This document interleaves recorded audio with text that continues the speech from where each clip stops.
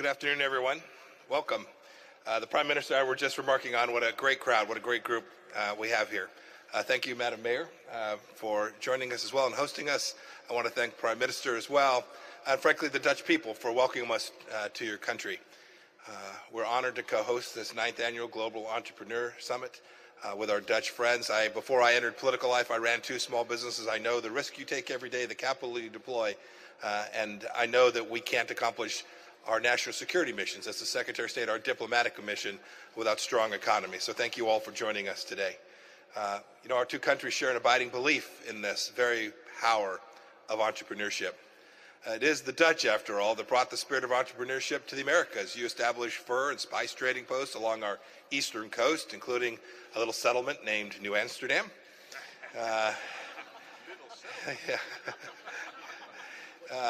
Look, New York City's now become the home to countless entrepreneurs, including our current president. The American story has been written in no small part by entrepreneurs, risk takers, the likes of Edison and Forbes and Ford and Jobs. The history isn't unique to us in the United States.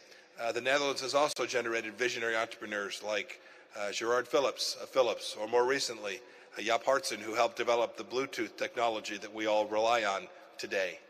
And all throughout the free world, the progress of nations is driven by those who are willing to take a big risk, to put their own capital out there, to fail sometimes and then fail again, until one day success follows you. So I want to spend just a few minutes today talking about the principles that foster entrepreneurship in any society, how it is that government can get out of the way so that you all can do what it is you do that makes families here in the Netherlands and families in the United States thrive and grow. Look, let's acknowledge that it takes amazing people like you all here. We've got more than 1,000 most promising entrepreneurs from 140 different countries who have joined us at this summit. You are indeed living proof of markets, of how innovation is driven by competition and not by government diktats. You're developing new medicines that can regenerate damaged heart tissue. You're inventing solar-powered backpacks that allow African children to use electronics in their schools. You're building software.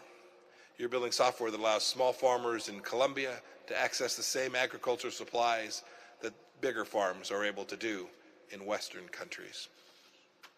More than 300 investors are here too to back up those ideas. I hope you'll get a chance to meet each other and create some important strategic and investor relationships. And then there's one last group represented at this summit, government leaders. Okay, don't all cheer at once.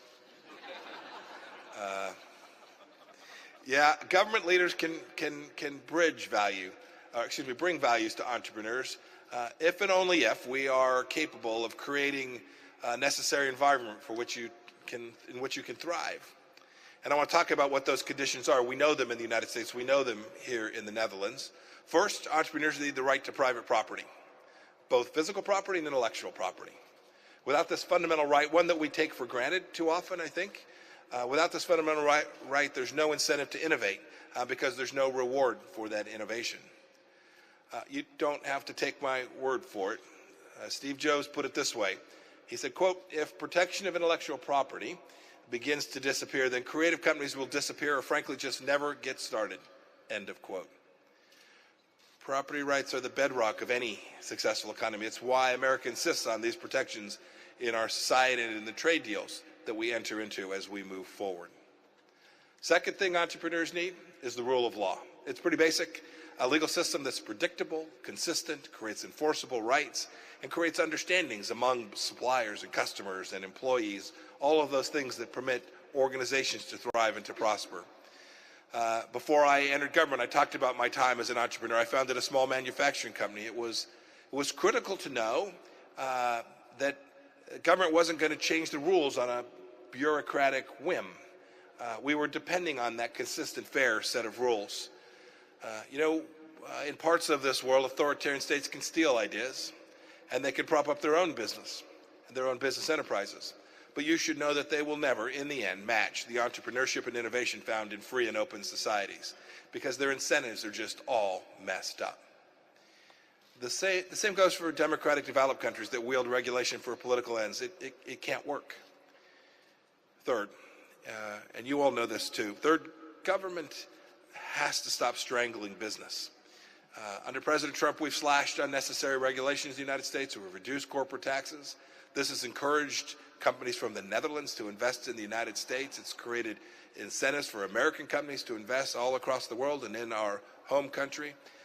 These actions have had undeniable results. We for a long time in America thought that the new normal was 2% economic growth. That's not the case here. It's not the case in any society that obeys these simple free market principles. Our jobless rate today is the lowest in the United States of America in 50 years, 5 decades.